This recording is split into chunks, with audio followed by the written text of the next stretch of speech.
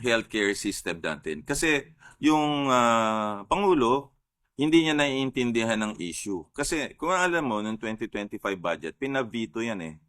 At meron akong sulat noon, kung umabot malaki. Dapat December 20 niya pipirmahan ang budget. Opo.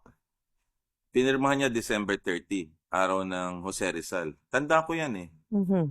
Eh ngayon, siniro pa rin niya ang budget for 2025. At ang sabi ni Secretary Recto, at naalala ko din si Senator Chis Escudero, si Senator Grace Poe, sobrang pera nyo eh. Di dapat kunin yan. Ito po yung PhilHealth.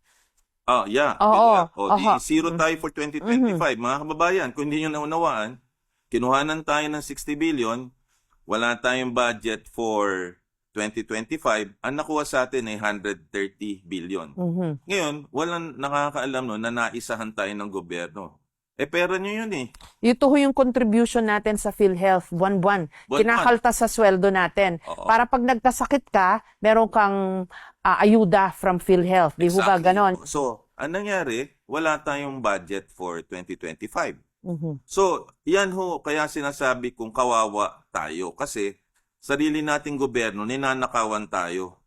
Sarili nating gobyerno, ninanakawan tayo, niloloko tayo, at sinasabi, eto yung mga nakukuha niyong benepisyo.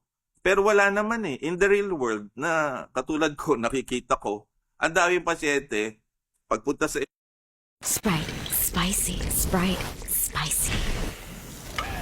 Yan ang refreshing. emergency room, pag nalaman nila yung babayaran, lalayas na lang. Tapos pipila sila na napakahaba sa DSWD, pipila kay mayor, pipila kay congressman, pupunta ka dun sa MAIP,